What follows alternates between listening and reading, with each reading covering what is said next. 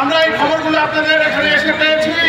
আমরা আপনাদের এখানে এলাকার সন্তান মোল্লা ফারুককে সেখানে আপনাদের সাথে পরিচয় করিয়ে দিতে এসেছি। আপনারা আমাদের পক্ষে থাকবেন, আমাদের সাথে থাকবেন। শেখ হাসিনা সরকার 16 বছর ধরে টিকে ছিল, গুম খুন মানুষকে হত্যা করেছে এই ভারত সরকারের প্রত্যক্ষ এবং পরোক্ষ সমর্থনে।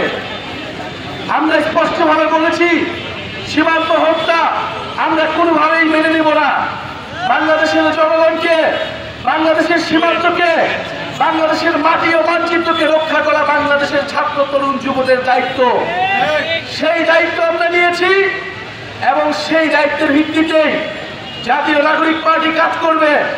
আমরা আজকে চুয়াডাঙ্গা থেকে বলতে চাই, গত 54 বছরে হাজারের উপরে মানুষ বাংলাদেশের সীমান্তে হত্যা করা হয়েছে। আমাদের মোল্লা ফারুক ভাই বললেন, এই চুয়াডাঙ্গার সীমান্তেই 200-এরও বেশি মানুষ সীমান্তে হত্যা করা হয়েছে। আমার ভাইরা কেউ চোখ হারিয়েছে, কেউ পা হারিয়েছে। আমার ভাইরা শহীদ হয়েছে, বোনেরা শহীদ হয়েছে। এই শেখ হাসিনার নির্দেশে, আওয়ামী লীগের নির্দেশে এই মুজিববাদী ফ্যাসিস্ট দল বাংলাদেশে থাকতে পারে না, বাংলাদেশে কোনোভাবেই আসতে পারবে না। আসতে হলে আমাদের জীবনের উপর দিয়ে আসতে হবে। এই ফ্যাসিস্ট সরকারের, যেই ফ্যাসিস্ট শেখ হাসিনা, তার অবশ্যই বিচার এবং দেশ গঠনের জন্য যে সংস্কার, সেই সংস্কারের পক্ষে আপনাদেরকে দাঁড়াতে হবে। বিচার সংস্কার এবং আমরা বলেছি একটি নতুন সংবিধান, সেই বিচার সংস্কার, নতুন সংবিধান এবং জুলাই ঘোষণাপত্রের দাবিতে আমরা রাজপথে নেমেছি। আমরা আজকে চুয়াডাঙ্গাতে এসেছি। এই বৈরী আবহাওয়া উপলক্ষেও যারা আমাদের কাছে এসেছেন, যারা দূর থেকে শুনছেন, আমাদের সালাম গ্রহণ করবেন।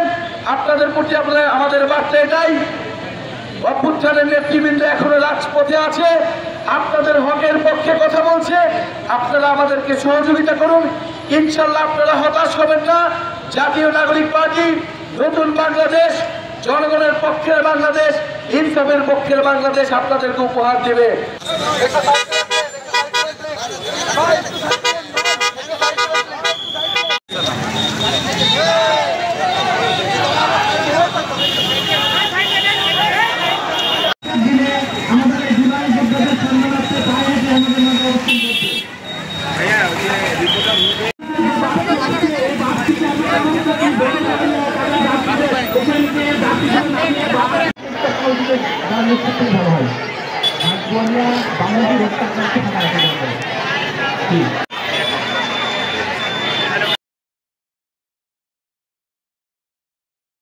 ওয়ালটন এখন দেশের সীমানা পেরিয়ে পৌঁছে গিয়েছে 50টিরও বেশি দেশে।